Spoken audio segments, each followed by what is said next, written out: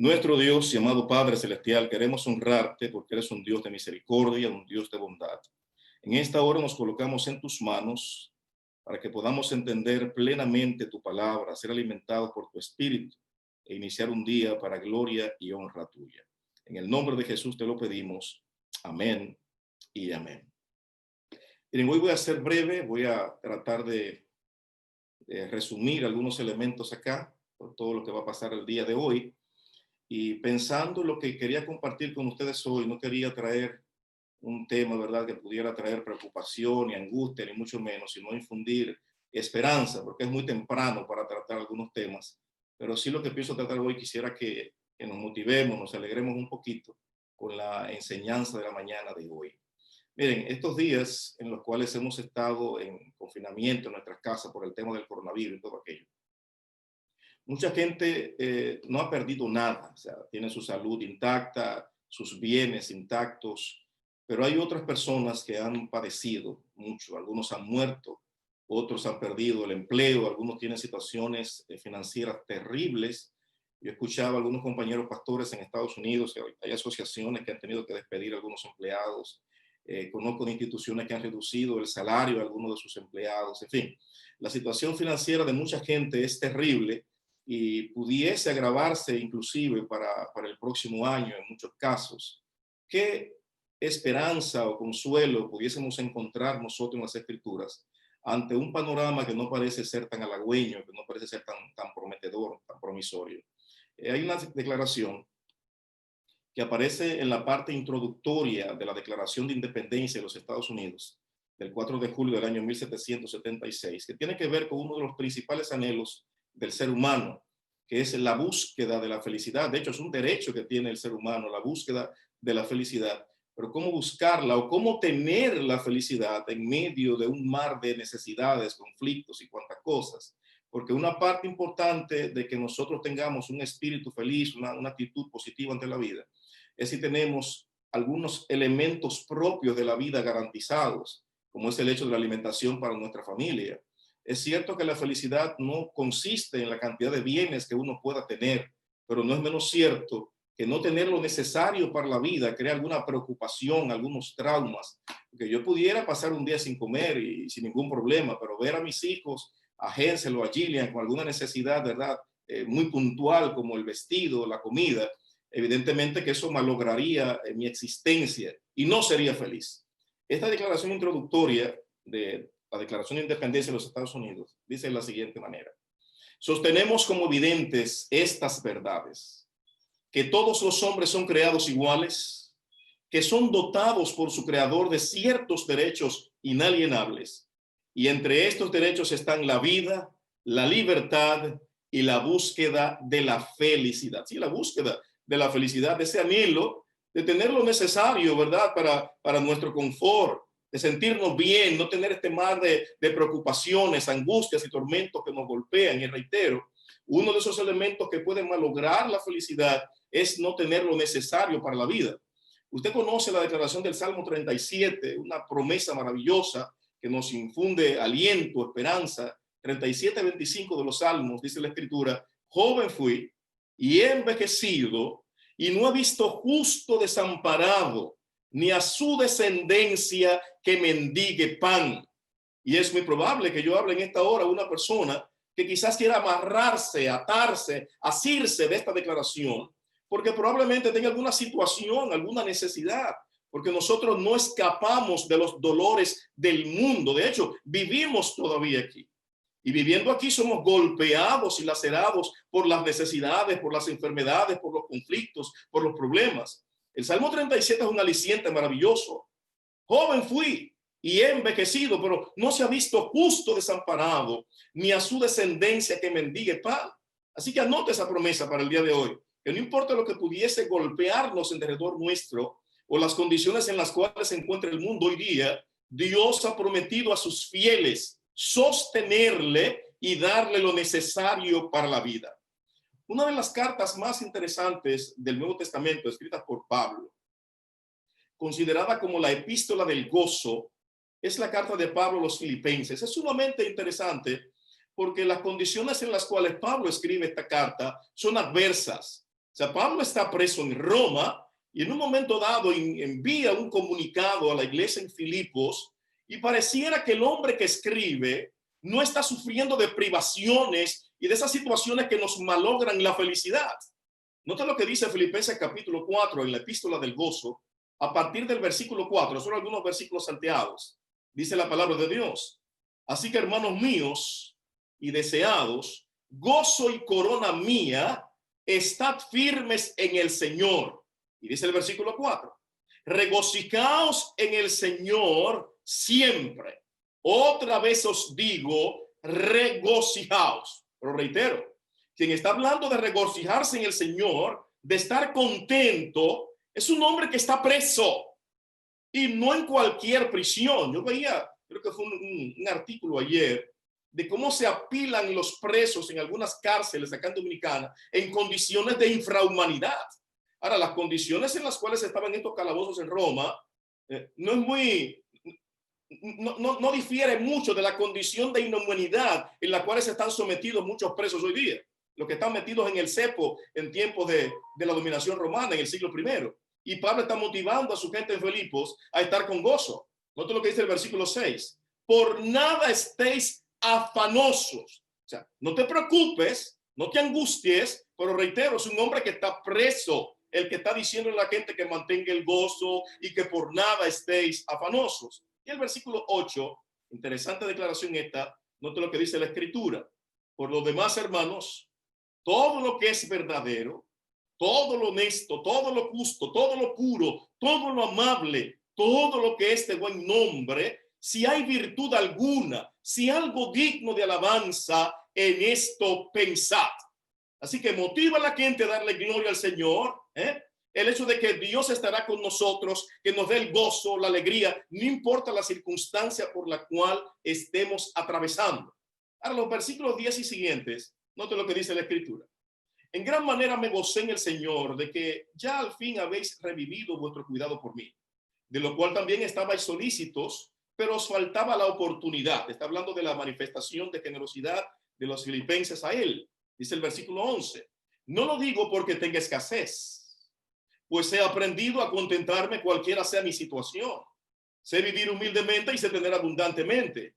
En todo y por todo estoy enseñado, así para estar saciado como para tener hambre, así para tener abundancia como padecer necesidad.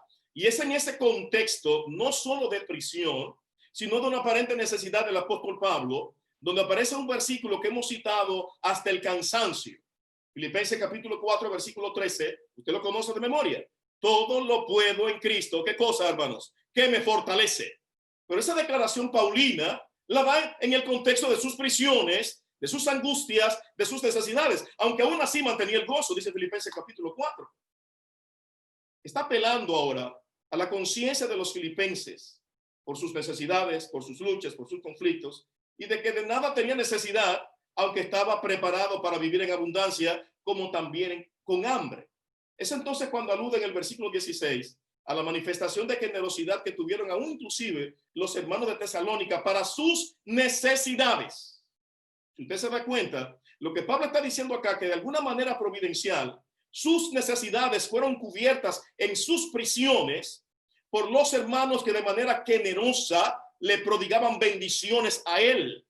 No por nada en el versículo 19 el apóstol Pablo dirá, mi Dios pues suplirá todo lo que os haga falta conforme a sus glorias en Cristo Jesús, a sus riquezas en gloria en Cristo Jesús. Así que no se ha visto justo desamparado, ni su descendencia que ande mendigando pan. Y ahora el apóstol Pablo en prisión, que recibió la bendición divina en la cárcel, está diciendo que Dios suplirá todas nuestras necesidades conforme a sus riquezas en gloria en la persona de Cristo. Hermanos, entonces, ¿por qué angustiarme? ¿Por qué desesperarme si la palabra del Señor está saturada de promesas que nos indican que Dios suplirá nuestras necesidades? De hecho, el capítulo 6 del Evangelio según San Mateo, que también se encuentra anclado en el Sermón del Monte, y me voy a referir a algunos versículos de nuevo en el sermón. Recuerden que es el sermón más abarcante de Jesucristo. Y hay cantidad de verdades emocionantes, poderosas, capaces de fortalecer y revivir nuestras vidas espirituales. En el capítulo 6 del Evangelio según San Mateo, un texto que usted conoce perfectamente. Versículos 25 y siguiente dice la Escritura: por tanto os digo, no os afanéis por vuestra vida, qué habéis de comer o qué habéis de beber, ni por vuestro cuerpo, qué habréis de vestir. Porque no es la vida más que el alimento y el cuerpo más que el vestido. En el versículo 32, el mismo Señor Jesucristo nos dirá: porque los gentiles buscan todas estas cosas. Sí, buscan la comida, buscan el vestido, buscan el techo. Y dice la Escritura: pero vuestro Padre Celestial sabe de qué cosa tenéis necesidad.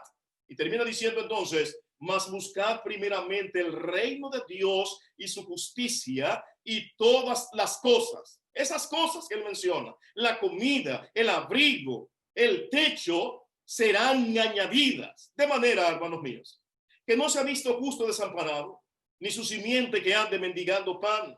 El apóstol Pablo nos dirá que Dios suplirá nuestras necesidades conforme a sus riquezas en gloria en Cristo Jesús. Y el mismo Jesucristo nos dice en Mateo capítulo 6 que si buscamos primeramente el reino de Dios y su justicia, todas estas cosas, la comida, la bebida, el sustento propiamente dicho, el abrigo, el techo, están cubiertas o estarán cubiertas por él. Esa es su promesa. Así que ¿por qué angustiarnos? ¿Por qué desesperarnos? Es en ese contexto, pero justo antes de mencionar los versículos que acabo de leer, donde Cristo pronuncia en su sermón del monte y enseña a los discípulos lo que ha pasado a la posteridad como la oración modelo, la oración del Padre Nuestro. También se encuentra en el capítulo 6 del Evangelio según San Mateo, en el sermón del monte. Esta oración usted la conoce perfectamente. Es probable que la repita en algún momento en su diario vivir, en la mañana, en la tarde, en la noche, no sé. Mateo capítulo 6, versículos del 9 en adelante, dice la Escritura: vosotros pues orad así: Padre nuestro que estás en los cielos, santificado sea tu nombre. Venga a nosotros tu reino, sea hecha tu voluntad en el cielo como también en la tierra. Danos hoy el pan nuestro de cada día. Perdona nuestras deudas, como nosotros también perdonamos a nuestros deudores. Y no nos dejes caer en tentación, mas líbranos del mal. Porque tuyo es el reino, el poder y la gloria por los siglos de los siglos. La oración del Padre Nuestro tiene dos separaciones, dos bloques principales. Versículos 9 al 10 se alude directamente a la atención de la paternidad divina, el carácter de su reino y la voluntad. Ahora, los versículos 11 al 13 tienen que ver con cubrir las necesidades perentorias, las necesidades de la vida, las necesidades temporales, pero también las necesidades espirituales del hombre. Y es a eso a lo que quiero referirme en esta hora, para seguir con el hilo del texto de esta mañana: que Dios proveerá nuestras necesidades, que no se ha visto justo desamparado y que Dios proveerá lo necesario conforme a sus riquezas en gloria en Cristo Jesús. ¿Cómo cubre Dios nuestras necesidades materiales? En el discurso maestro de Jesucristo, por la página 94, aparece una sentencia que hacemos bien en mirar en la mañana de hoy. Dice Elena White: si hemos renunciado al yo y nos hemos entregado a Cristo, somos miembros de la familia de Dios y todo cuanto hay en la casa del Padre es nuestro. Escúchame bien. Si nos hemos entregado a Cristo, los hermanos que hoy serán bautizados, que están cristalizando esta decisión de salvación, los que nos hemos entregado a Cristo, dice Elena White, todo lo que hay en la casa del Padre es nuestro. ¿Y qué cosa no hay en la casa del Padre, hermanos? Todo lo que usted se pueda imaginar, todo lo que usted no pueda imaginarse también, se encuentra en la casa del Padre. Y en el momento cuando yo me apropio de la salvación y se convierte Él verdaderamente en mi Padre, todo lo que hay en su casa también es mío. Es en ese contexto maravilloso, en el Sermón del Monte, cuando Cristo puntualiza esta sentencia de Elena White en esta oración modelo. Ahora bien, ¿quiénes eran las personas que escuchaban a Cristo ahí? ¿Cuál era el público? ¿Cuál era su escenario? ¿A quienes Cristo presentaba la palabra ese día? Evidentemente que habían algunos encumbrados, pero la mayoría de la gente que estaba ahí eran humildes pescadores, agricultores, gente del campo, Gente inclusive que habían perdido sus esperanzas y el mismo orgullo nacional estaba en el piso, en el suelo, desanimados. La dominación romana los explotaba y ansiaban el día cuando el Mesías, cual caudillo emancipador, libertara al pueblo hebreo de la cautividad y colocara a Israel como cabeza de las naciones y le diera el poder, el imperio que como nación tuvo alguna vez. Elena White, comentando la mentalidad judía y el pensamiento que pululaba en la gente mientras Cristo enseñaba el soporte de su reino en el Sermón del Monte, note lo que dice en el libro El deseado de todas las gentes, página 266. Dice Elena White: un sentimiento de expectativa dominaba también a la multitud y los rostros tensos daban evidencia del profundo interés y del sentido. Al sentarse la gente en la verde ladera de la montaña, aguardando las palabras del Maestro Divino, tenían todos el corazón embargado por pensamientos de gloria futura. Habían escribas y fariseos que esperaban el día cuando dominarían a los odiados romanos y poseerían las riquezas y el esplendor del gran imperio mundial. Los pobres y campesinos y pescadores esperaban oír la seguridad de que pronto, escúcheme bien, de que pronto trocarían sus míseros tugurios, las casas miserables que tenían, su escasa pitanza, la vida de trabajos y el temor de la escasez por las mansiones de abundancia y de comodidad. Note usted, gente en necesidad, hermanos. De hecho, Elena White habla de una gran sequía que golpeó Jerusalén en ese entonces y la gente estaba sufriendo de hambre. Y es en ese contexto cuando ellos esperan que este Mesías se levante y proclame una revolución y puedan tomar entonces los palacios donde vivían los romanos. Claro, eso no salió de los labios de Jesucristo. Cristo estaba mirando la necesidad del pueblo más allá de la comida y el vestido, aunque era una realidad no latente, sino real del pueblo en ese momento. Un pueblo en necesidad, pescadores con hambre, con necesidades reales. Esa cantidad de gente fue buscando esperanza en la ladera de la montaña, escuchar las palabras del maestro de Galilea, hermanos. Gente que tenía, reitero, muchas necesidades por lo regular. Son los más pobres, los que mayor necesidad tienen, lo que por lo regular mayor necesidad de Dios también tienen. Aunque es bueno recordar a los que más tienen que aún nuestra posesión financiera, el poder financiero que podamos exhibir, también es la obra de un Dios todopoderoso. Pero es en ese contexto y esa urdimbre de gente desesperada donde Cristo presenta a sus discípulos la oración modelo. De esa oración yo solo quiero mirar un pasaje con ustedes. El capítulo número 6, por el versículo 11, donde Cristo habla de la seguridad del pan nuestro de cada día. Nota lo que dice el versículo. Versículo 11. Danos hoy el pan nuestro de cada día. El pan nuestro de cada día. Le decía ahorita que si hay algo que puede tronchar la felicidad de cualquiera, es no tener la seguridad de los elementos propios de la vida, lo necesario, la comida, el sustento. Ahora Cristo está tocando esto en Mateo capítulo 6 y el versículo 11. La palabra que es traducida como cada día, danos el pan nuestro de cada día. La palabra cada día es la voz griega epioisios. Yo sé que es muy temprano para el idioma griego en esta mañana, pero solo esta palabra.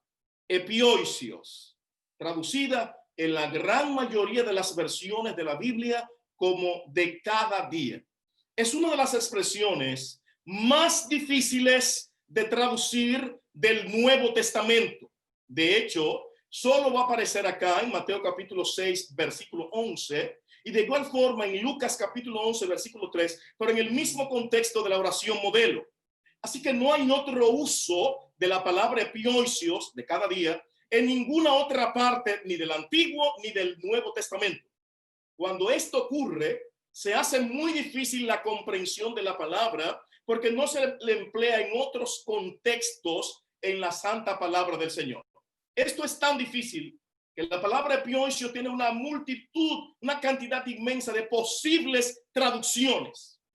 Puede ser traducida como lo necesario para existir, puede ser traducido como lo necesario para el día presente, Pero hay otra manera, otra posibilidad de traducción de Mateo 6:11. O sea, ya muchos años atrás se descubrió una especie de archivo doméstico, como una lista de supermercado, y quizás las hermanas que están acá y algunos caballeros sabrán perfectamente, de la lista que se hace en la noche para entonces ir al día siguiente al supermercado con esa lista.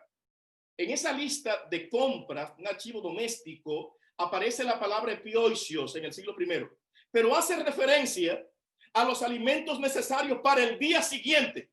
Escúchame bien. Lo que es necesario para el día siguiente. Eso plantea entonces otra posibilidad de traducción para Mateo capítulo 6, versículo 11. Edgar, que no me dejará mentir, creo que esta semana me llamó para solicitarme una orientación sobre alguna versión de la Biblia que necesitaba una persona. Y yo le decía que esa versión de la Biblia la va a determinar la intención que esa persona tenga. Bueno, si quiere estudiar la Biblia a profundidad, hay una versión para eso. Si quiere tener una idea de cuál fue el sentido de un versículo, hay una traducción para esa. Pero hay una persona, ya murió penosamente, quizás de las mentes más preclaras, un erudito jesuita, muy versado, un biblista extraordinario, Luis Alonso Schockel. Él tradujo una versión interesante de las Escrituras, produjo una versión importantísima de las Escrituras, conocida como la Biblia del Peregrino.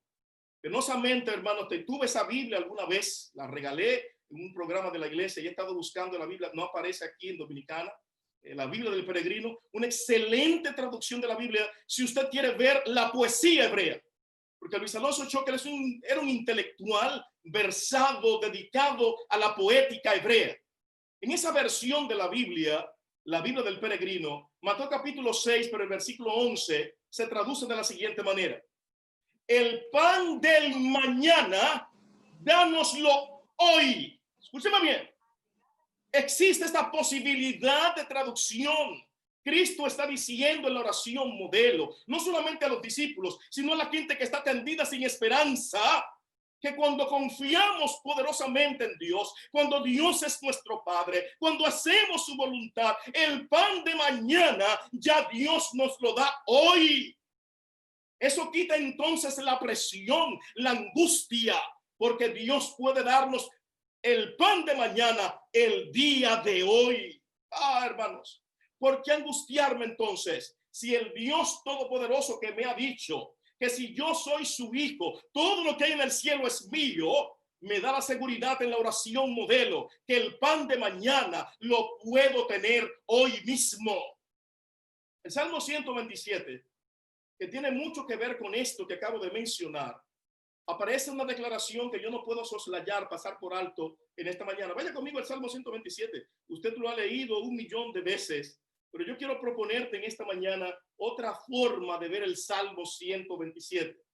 El Salmo 127, en la mayoría de las versiones, versículos 1 y 2, dice la Biblia: si el Señor no edifica la casa, en vano trabajan los edificadores.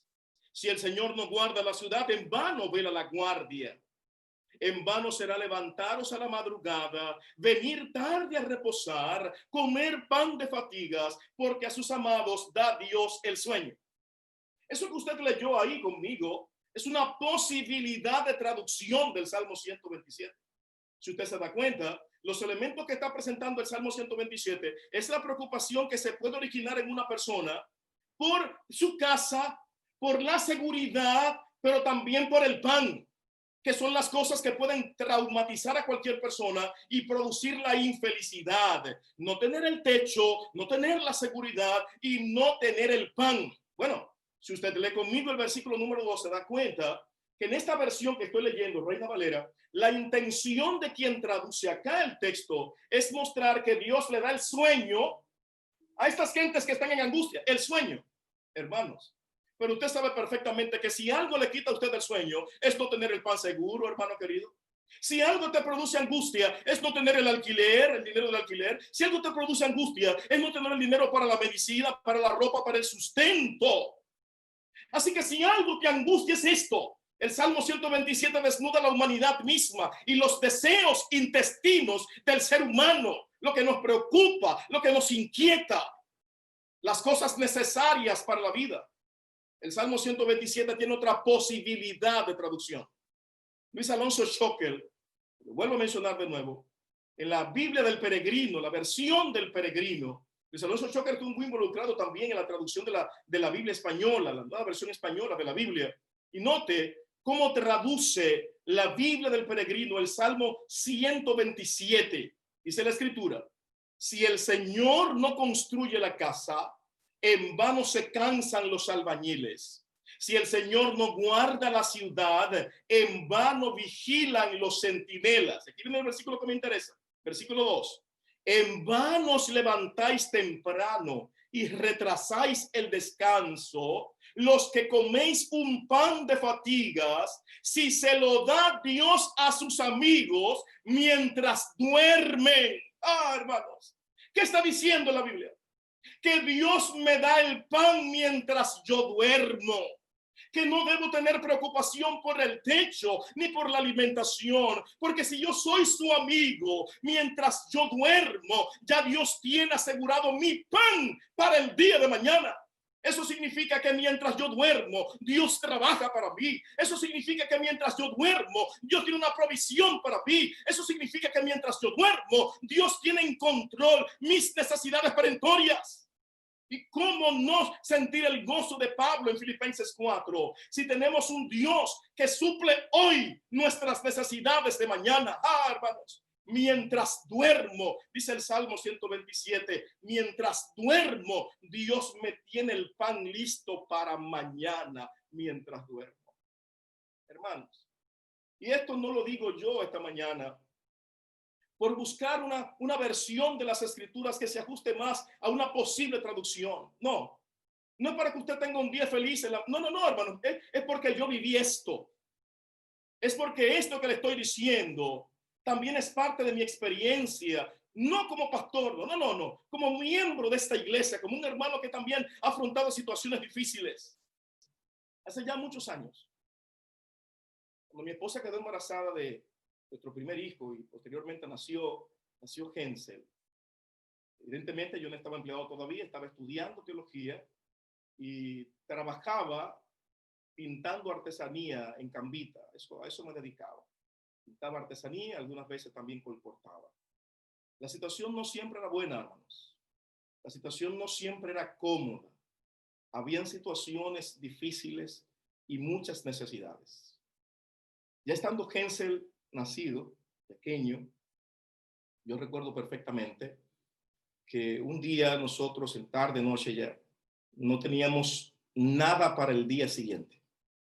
No estaba la leche del niño, no estaban los pampers del niño, había una situación financiera muy difícil. Y Giselle y yo estábamos en la casa solos, sin nada, hermanos, absolutamente sin nada. Y sin ninguna esperanza de que alguien viniera a ayudarnos. Entiende, una situación bien complicada. Era de noche ya, se había ido la luz, estaba lloviendo, así que decidimos acostarnos a dormir y ver entonces qué pasaba al día siguiente, que reitero, no había absolutamente nada para el niño ni para nosotros tampoco.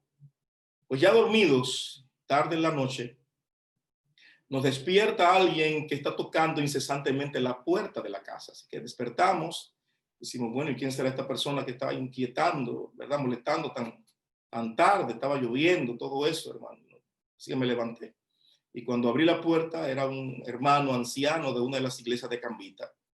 Y me dice, mira, Henry, aquí hay un detallito que te está mandando la iglesia. Unos meses atrás, yo había dictado una campaña de evangelización en esa iglesia. Y ustedes saben que es costumbre de algunas iglesias regalar una ofrenda al predicador y todo eso. Y más que yo era estudiante en ese entonces. Pero ese día no pasó nada. O sea, ese día cuando terminó la campaña, la iglesia no me dio ningún tipo de reconocimiento material, tangible. Pero ese día, hermanos, en la noche, lloviendo, llegó ese hermano con ese sobre en la mano. Mira, Henry, este detallito te lo está mandando la iglesia. No se te pudo dar aquel día, pero aquí tienes este regalo. Hermano, yo me estremecí en ese momento. El hermano se fue, yo cerré la puerta y fui donde Giselle y le mencioné lo que había pasado y le pregunté, ¿cuánto tú crees que hay aquí? Pero la mente nuestra era solamente lo necesario para los pampers, para la leche de los muchachos, del muchacho de Hensel. Pero en ese sobre había más que suficiente para eso y más. Dios me dio ese dinero mientras yo dormía, hermanos. Mientras yo dormía en mi casa, Dios tenía lo necesario para mí mientras yo dormía.